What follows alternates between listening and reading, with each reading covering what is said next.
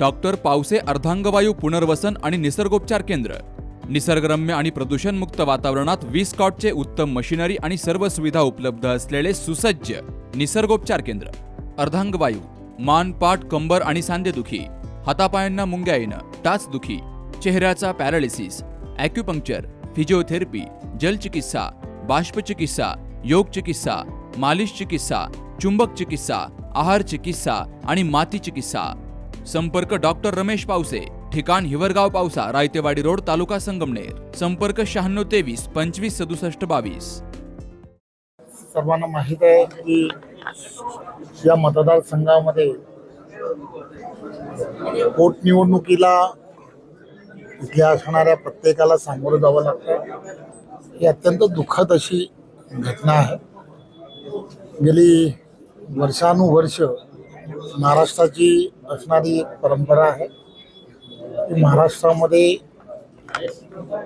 निवडणुका आणि निवडणुकीच्या पार्श्वभूमीवरती अशा काही घटना घडल्या आणि पोटनिवडणुकीला जर सामोरं जायचं असेल आणि एखादा लोकप्रतिनिधी की ज्याच्या मृत्यूनंतर त्याच्या कुटुंबातील जर कोणीतरी निवडणुकीला जर सामोरं जाणार असेल तर सहजासहजी बऱ्याच ठिकाणी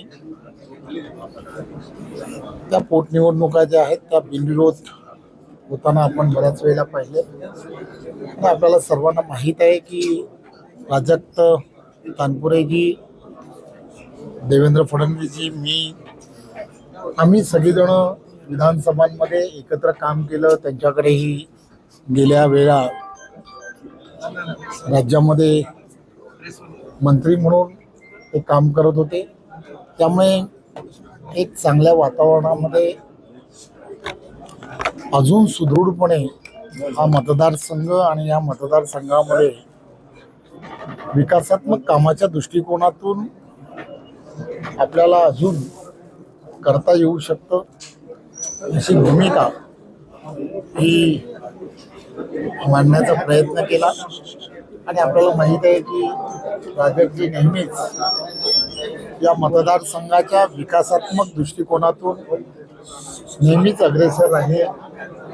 या भागामधील असणाऱ्या ज्या काही विकासात्मक विषय आहेत हे विषय आपण एकत्रपणे सोडवता येऊ शकतात अशी विनंती आम्ही आज प्राजक्तजींना करण्याचा प्रयत्न केला.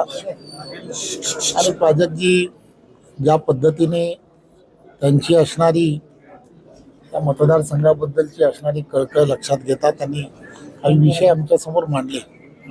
आणि या विषयामध्ये आपल्याला सर्वांना माहीत आहे इथली असणारी नगरपालिका असेल, या नगरपालिकेला विकासात्मक सरकारकडून आम्ही एक चांगल्या पद्धतीने जे काही देता येऊ शकतं ते देऊ शकतो हे आम्ही त्यांना सांगण्याचा प्रयत्न केला. त्याचबरोबर राहुरी आणि ह्या मतदारसंघामध्ये रोजगाराच्या संधी उपलब्ध होणं हे सुद्धा अत्यंत गरजेचं असल्यामुळे MIDCचं निर्माण होणं या भागामध्ये हे अत्यंत गरजेचं आहे. त्याचबरोबर इथल्या असणाऱ्या धरणामध्ये मोठ्या प्रमाणामध्ये गाळ आहे आणि हा गाळ काढला गेला पाहिजे. या संदर्भात सुद्धा त्याला पॉझिटिव्हली विचार करता येऊ शकतो. त्या व्यतिरिक्त अम्युजमेंट पार्क वगैरे अशा काही गोष्टी, साखर कारखाना, या सगळ्या गोष्टी ज्या आहेत त्या इथे त्याचं ॲक्विजिशन वगैरे करण्याच्या संदर्भात काही गोष्टी सुरू आहेत. तर त्यालाही आम्हाला ते थांबवणं म्हणा किंवा त्या सगळ्या गोष्टीमध्ये जे इथल्या नागरिकांना जे आवश्यक आहे ते आपल्याला कसं करता येऊ शकतं. आणि कारखान्याच्या संदर्भामध्ये पण आपल्याला सर्वांना माहीत आहे स्वतः विखे पाटीलजी त्याच कमिटीवरती आहे. त्यामुळे जो प्रस्ताव आहे तो प्रस्ताव शासनाकडून करून घेणं या सगळ्या गोष्टी सहजपणे आपल्याला करता येऊ शकतात. खरं तर या सगळ्या गोष्टी या संपूर्ण मतदारसंघाच्या दृष्टिकोनातून महत्त्वाच्या आहेत. आणि आम्ही त्यांना आज इथे येऊन विनंती केली विनंती करून हे सांगण्याचा प्रयत्न केला. देवेंद्रजींशी पण त्यांचं बोलणं करून दिलं की आम्ही असं असं त्यांच्याशी सगळ्यांची चर्चा झाली आहे आणि साहेब आपल्याला हे सर्व करावं लागेल आणि मला आपल्या सर्वांच्या माध्यमातून प्राजक्तजींना आणि सर्व त्यांच्या बरोबर असणाऱ्या सहकाऱ्यांना आणि कार्यकर्त्यांना एवढीच विनंती करायची आहे की आम्ही सर्वजण त्यांच्या बरोबर आहोत आणि ते जे म्हणतील किंवा ज्या पद्धतीने ते या सगळ्या विकासात्मक कामाचं बद्दल विचार करतील, महायुतीचं पूर्ण सरकार हे त्यांच्या या सगळ्या मागण्याबद्दल सकारात्मक राहील ही भावना आम्ही ते आणि त्यांचे भाऊ दोघं जण होते त्यांच्याशी आम्ही चर्चा केली. त्यामुळे आम्हाला असं वाटतं की त्यांनी सुद्धा जे आम्ही विचार करतोय त्याबद्दल एकदम सहानुभूती विचार करावा अशी आम्ही त्यांना विनंती पुढे भाजपमध्ये येतील अशी देखील चर्चा होती.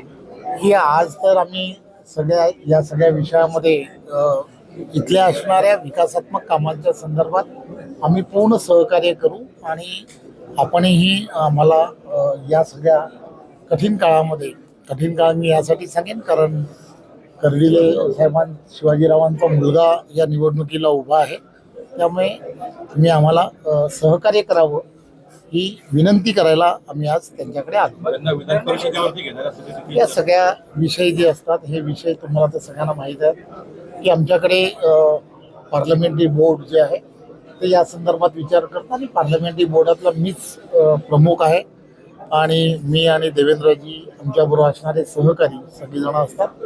एक गोष्ट लक्षात घ्या की प्राजक्तसारखा एक चांगला लोकप्रतिनिधी जो आहे की ज्यांनी वर्षानुवर्ष त्यांच्या पूर्ण कुटुंबाने किंवा त्यांच्या परिवाराचं असणारं या भागामधील असणारं वलय या सगळ्या गोष्टी ज्या आहेत त्याची आम्हाला संपूर्ण कल्पना आहे. परंतु आज पोटनिवडणुकीच्या संदर्भामध्ये ज्यावेळेला आज अंतिम दिवस आहे उमेदवारी अर्ज भरण्याचा त्यामुळे आम्ही त्यांना विनंती करायला आलेलो आहोत. बऱ्याच वेळेला विखे पाटील साहेबही त्यांच्याशी बोललेले आहेत. त्यामुळे आम्हाला खात्री आहे की त्या बाबतीमध्ये ते सकारात्मक निर्णय काय झाला त्यांच्यावरती निर्णय सोडलेला आहे. ते त्यांनी असं म्हटलं की आम्ही सर्व कार्यकर्त्यांशी चर्चा करू. मला खात्री आहे की कार्यकर्ते सुद्धा आमच्या विनंतीला मान देतील. सौंदर्य केवळ डोळ्यात नसतं, ते असतं दागिन्यांमध्येही. सोने, चांदी, हिरे आणि त्यावर तुमचं नाव कोरणारं एक विश्वासाचं नाव म्हणजेच संगमनेर येथील ओम मयूर ज्वेलर्स. पिढ्यानपिढ्यांचा वारसा असलेले दागिने आधुनिक डिझाईन सोबत आता तुमच्या जवळ. लग्नकार्य असो, सण असो वा खास क्षण, ओम मयूर ज्वेलर्स मध्ये मिळेल प्रत्येक प्रसंगासाठी खास दागिने, खास तुमच्यासाठी. ओम मयूर ज्वेलर्स म्हणजे तुमच्या सौंदर्याचा हक्काचा दागिना.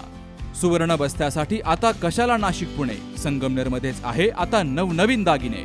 आजच भेट द्या ओम मयूर ज्वेलर्स, अशोक चौक, संगमनेर, जिल्हा अहिल्यानगर.